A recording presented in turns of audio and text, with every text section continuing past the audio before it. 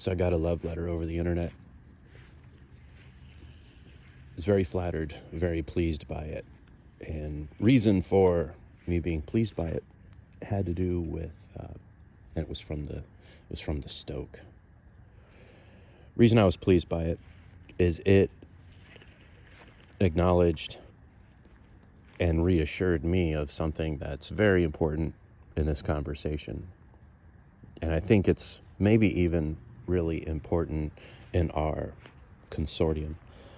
And that is, we're already, as we sit right here, talking amongst each other, I think we're already cool.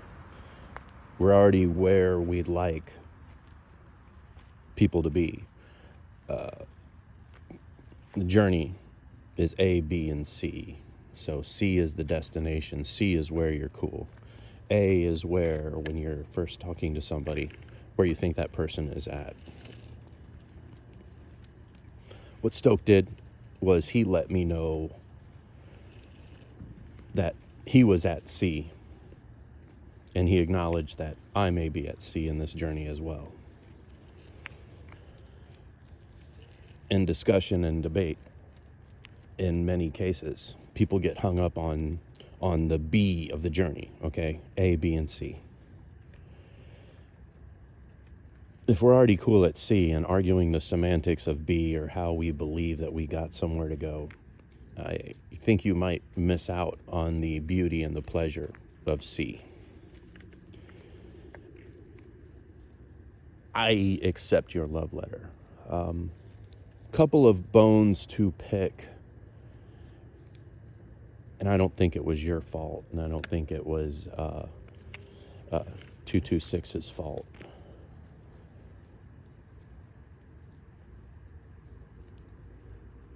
I think a big thing was for me losing Shafe to the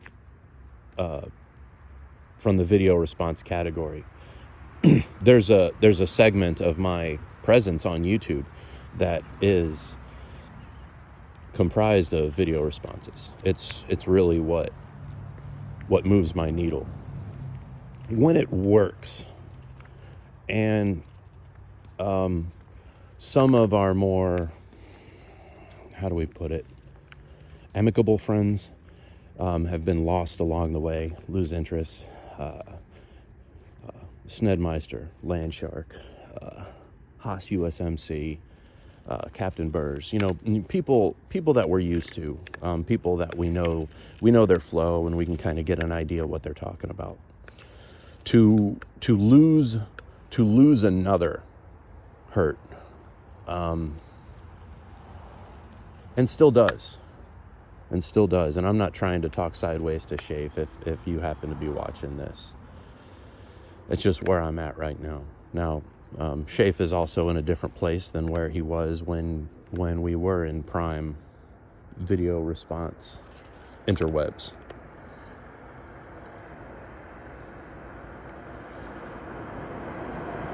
I'm not going to apologize for making a video about you, Stoke, titled Bigot. And I wasn't meaning that word as a hurtful word. Please understand. Now, generally, these kids today, they like to use words as a slur. And I would like to think, and maybe we can accept moving forward, that between us, let's say words aren't a slur.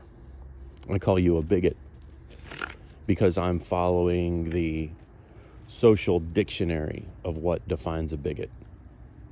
Not the fucking Urban Dictionary. I'm talking Merriam-Webster. Well, just as an example. I'm not sure if you have biases against Merriam-Webster. And that's another thing. So I pause even mentioning Merriam-Webster as a dictionary source, because I don't know if you're going to come at me with how Merriam-Webster was a Jew and William Randolph Hearst did some bullshit with hemp, and then, they're wanting you to not have hemp so that your liver fails. I don't know where you're going to come at me with that stuff, and I don't understand where it comes from, and I'm over here trying to unpack your insanity and find out where it's cool. Other thing is, it's like, Stoke, it's like you don't acknowledge or don't remember how long you and I have been peers on here. Not necessarily friends, but I remember when you first opened your first channel, and I remember the video you made as to why, and I will say you haven't really changed your reasons for being on here, and I can respect that. I regret that I'm with a friend group in a way that has bullied you in the past. I don't know if you've noticed it or not. It's real easy to not notice things, but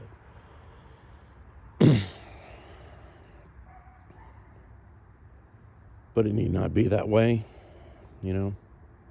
And it's not that way right now. So where are all of our gripes? How do they play in or change where we're at? My concern in making that video about bigotry is I see there's a danger in hanging your woes upon a potential ethnicity or a potential group, and then assuming that another group is up to good, when the others are up to bad. And I'm assuming poorly, because it doesn't need be an all or nothing type thing. Acknowledge too that our experience have been very different. From the stories that you tell, man, you were seeing a very racist girl from another country, and the way that, and the number of times that you bring it up, that cuts deep. Flip side to that, I was raised by I don't know, sounds like I'm raised by wolves, but I was raised and grew up, had a lot of, raised by a lot of black people, in my particular area. No, it wasn't necessarily rough. I mean, I'm in the South here, but so, I mean, that when some of the first people that love you are a certain way, then it takes a while for me to be convinced that, well, as a group, these people are otherwise. And then the other part about differences being my wife's main mentor.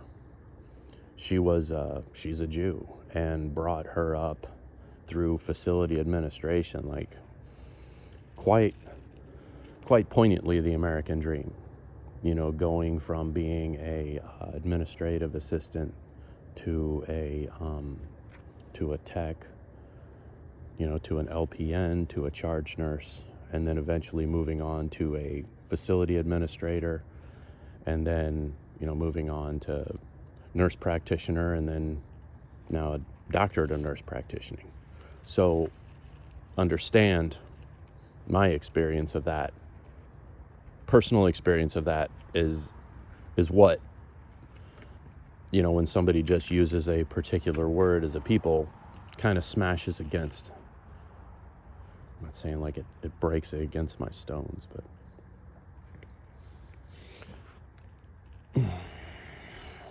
as for you noticing that, speaking of the noticing, as for you noticing that I look like shit, pointed out that I looked like shit, yeah, I was dying. Make no bones about it. First stages of liver disease, pre-diabetic, very high cholesterol, which very much stays because I can't take a statin. So my between my blood pressure and my cholesterol still, even though that my body mass index is still good, I'm like a walking I'm still a walking time bomb in a way. But it wasn't like I was going from scratch. Again, this goes back to how long you and I have known each other, and whether or not you remember that or not. And, you coming at me as if you're a talk show host. And I didn't understand where that was coming from, and I wasn't sure if that came from, people that you watch and just the pros that you adapt from them. And then, terms like milquetoast, when it's popular by some of these other hosts. I had to look that shit up.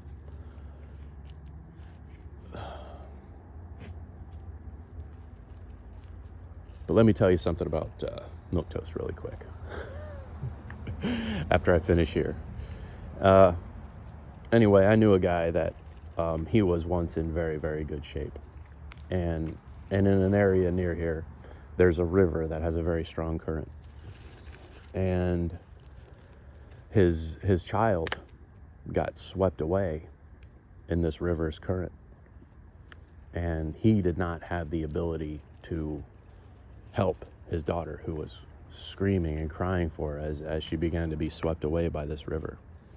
Someone else was able to do it. But in his mind, there was a time when he was capable of it. As a result, his life turned around. And it wasn't because he had never been strong before. It was that he once was strong. And now he was mere shell, even worse, not even a shell of what his former self was. But he was able to turn it around. I'm not saying that's me, but I believe the anecdote fits in my case.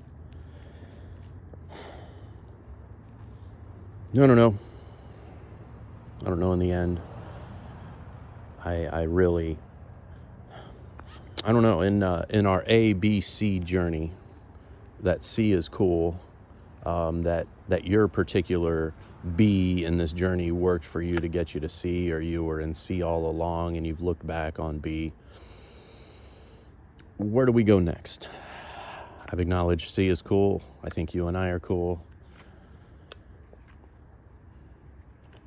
Not sure really where econ is. I worry there's pain there.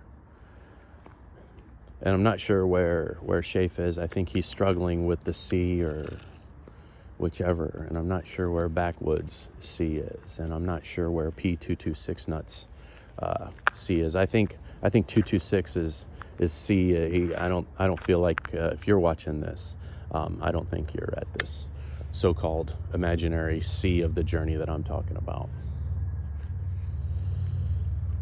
Oh, everyone. You loved me before. Do you love me now? Savage, saying that you love me. Love languages are something for a different conversation.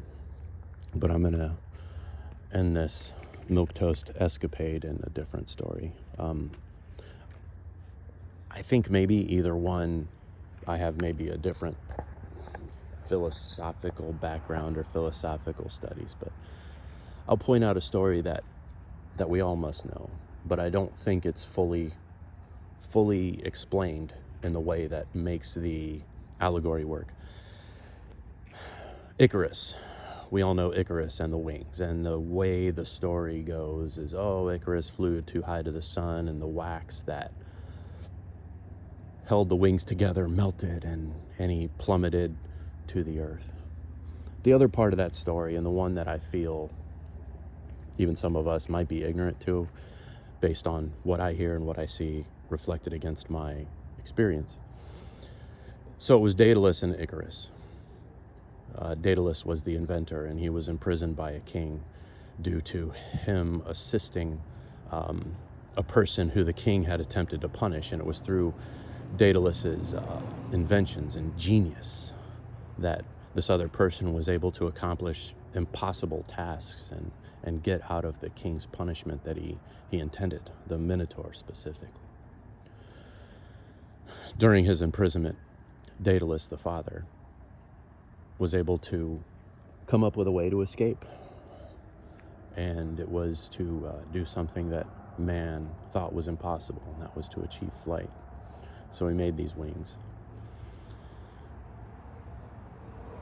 His son, Icarus, obviously young, based on the story, we got a father and son situation. He made a set of wings for both of them.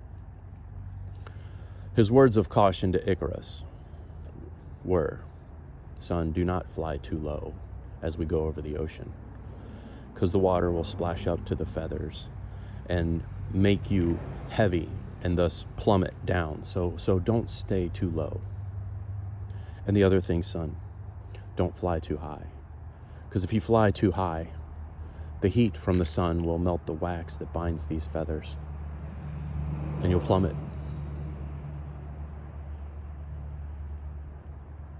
That story has stuck with me because of it pointing out the measures of extremes. And not to quote another person about moderation, but Benjamin Franklin. Too much of a thing is too much of a thing. Y'all know what I'm saying? Now if you label something like that milquetoast or fence rider, in my particular case, that's fine. That's fine. In a way it hurts, and maybe hurt's not the word, but rather disappoints, because it makes me feel like I'm not properly expressing myself. Anyway, in the end of Shall Not Be Infringed, another video responder that we've lost over the years, fuck you all.